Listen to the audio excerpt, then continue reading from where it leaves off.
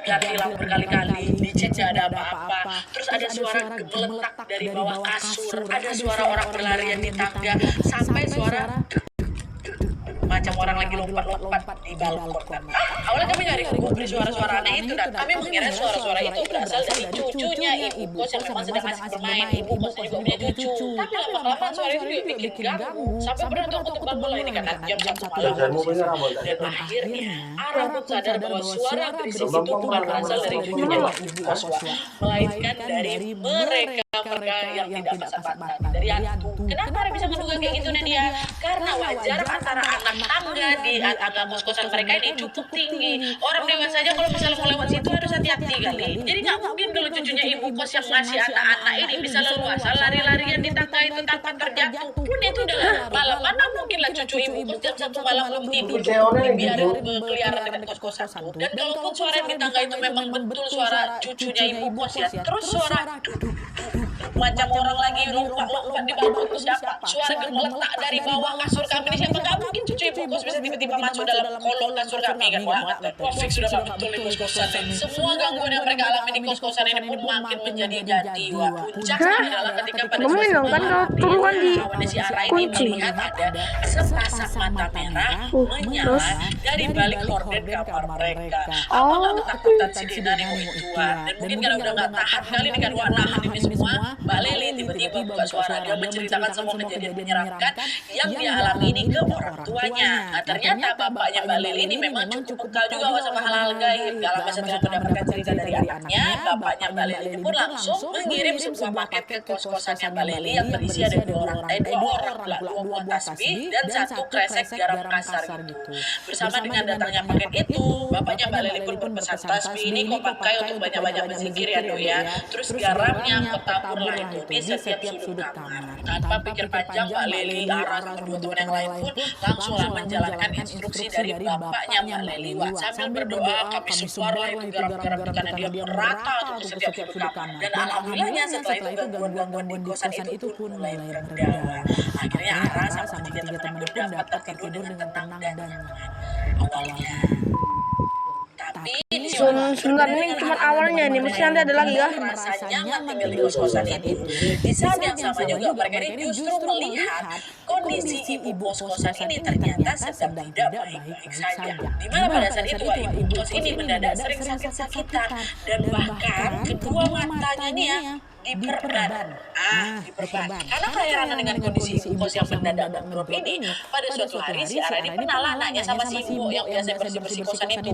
Ara nanya, apa Bu, itu ibu sakit apa ya Bu? Kok matanya sampai diperban? Si ibu juga nggak tahu tuh, tapi katanya mata ibu itu diperban karena berdarah. Berdarah. Yalah Bu. Nah, disitu si Ara nggak banyak tanya lagi, dia cuma mendoakan. Buta. Semoga ibu kos aku sembuh.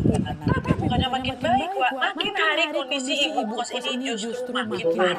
Sampai pada suatu hari tanpa sengaja Ara ini nengok ibu kos sedang melakukan sesuatu yang sedikit mencurigakan. Dimana pada saat itu Ara melihat ibu kos sibuk sama seorang laki-laki yang tidak Ara kenal sedang berkumpul di halaman belakang. Ara nggak tahu apa yang mereka lakukan, tapi yang jelas pada saat itu mereka ini lagi membuat satu ekor Mau video apa nih? Video yang lain. Satu ekor kelinci warna hitam, terus seekor kelinci warna putih, jadi banyak kelincinya, 3 ekor tuh perhatikan dari jauh kanan, terus tiba-tiba laki-laki yang kamu tahu tiba-tiba digoreng kambing kelinci hitam digoreng buat apa tuh digoreng tuh, dia macam gak wajar aja. Wah, mereka mungkin mau menyantap sate kambing atau sate kelinci ya, mungkin aja gitu kan, cuman kok kayak gak enak gitu perasaan aku, mana lagi ditambah ibu kos-kosan aku tiba-tiba berban matanya. Tapi dengan melihat kejadian itu, wah, si Ara memilih untuk menyimpan hal janggal itu sendirian sampai akhirnya masa magang pun selesai. Karena magang sudah selesai, otomatis Ara dan teman-temannya nggak lagi ngekos di sana lah ya kan. Mereka semua bersiap-siap packing dan kembali ke rumah masing-masing. Tapi anehnya di sini, pada saat itu ayahnya Ara, bapaknya Ara ini, entah kenapa menyuruh si Ara, udah nah, kau balik aja, udah kau nggak usah beresin apa-apa. Semua barang-barangmu yang ada di kos-kos tinggalkan aja, nggak usah kau bawa pulang. Kos-kosanmu tuh kotor tanda kutip ya maksudnya. Ayah nggak mau rumah kita juga ikutan kotor, kata si ayah. Meski aku agak kayak Rana kan, ya udahlah aku turutin aja lah perintah bapak pribadi, aku nggak boleh masuk rumah dia. Maksudnya kotor gimana? Maksudnya kotor gimana? Saling bicara. Ayah ini cuma kebanyakan diam tapi sambil komat-kamit baca doa gitu. Dan sesampai di rumah, ayahku langsung menyuruh Ara untuk mandi besar. Lagi-lagi aku pun nurut aja tanpa banyak bertanya. Barulah itu keesokan harinya ketika Ara dan keluarga sedang berkumpul bersama, di situ bapakku menceritakan semua. Ini bapaknya si Ara lagi waktu pertama kan Mbak Lili ini bapaknya Ara juga ternyata sesuatu. Bapaknya Ara menceritakan sebuah cerita yang sangat mengejutkan dan tidak pernah diduga sama si Ara sebelumnya.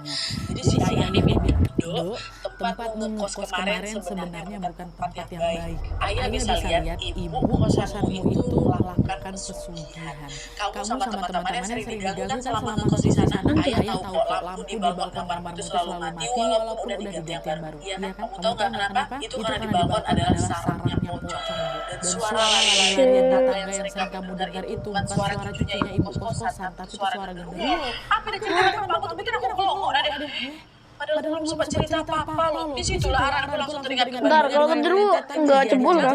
Dia alami di kos-kosan. Ya Allah ya, kok ayah bisa tahu? Pantesan kos-kosannya serem kali. Kapan hari itu juga Ara pernah nengok ya, ibu tuh nyembelih kambing sama kucing.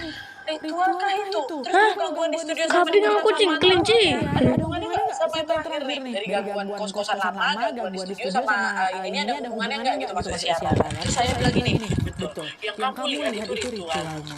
No, kalau misalnya gangguan di studio sama di kos lama kamu itu murni karena penghuninya suka jahil aja. Beda dong dengan gangguan yang ada di kos baru ini. Kalau yang di kos baru ini semua terjadi karena ulah si ibu kos yang sudah punya pesugihan kata bapaknya Ara. Iya Allah, untung nggak sampai manggang kami selesai. Aku selalu aku selamat ya dan semoga setelah ini semuanya aman dan tidak ada gangguan lagi ya. Serem. Kamu gue tapi Jangan nonton yang lain, jangan nonton yang lain. Nonton apa?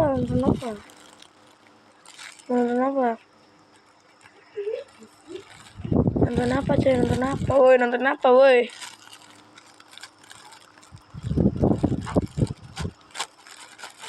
Nonton apa ya?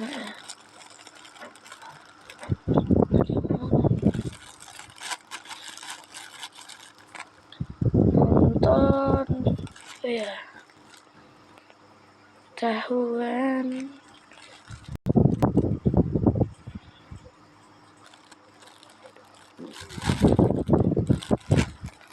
Terus dari telunjuknya nih Wak digoyang-goyangin gitu kan. Si nenek ini seolah-olah bilang stop, diam kok, jangan kau baca apa-apa, stop, berhenti kau sekarang kayak gitu. Sekarang ini kayaknya epic sih cuy. Hai wassalamualaikum warahmatullahi wabarakatuh. Terima kasih sudah klik video ini. Oke Wak, jadi di malam ini seperti biasa aku datang kembali dengan membawakan satu kisah horor part 205. Dan di KW part 205 ini aku akan menceritakan kisah yang sangat-sangat epic sekali dan juga ini sekaligus menjadi pemanasan untuk series kita yang selanjutnya yaitu KW Internasional. Di pemanasan dulu kasih satu episode dulu ya kan. Dan saya malam ini menceritakan tentang ritual dukun yang terjadi. Ada. Soalnya aku lihat dari backgroundnya itu udah serem. Udah serem banget sih. iya Pak.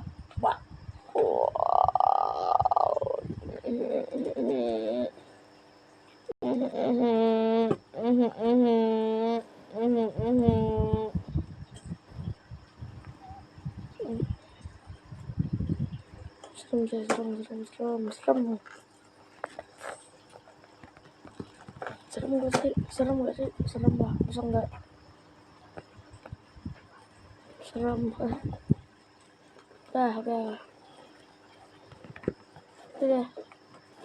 Udah dulu. Termalam lagi. Dadah.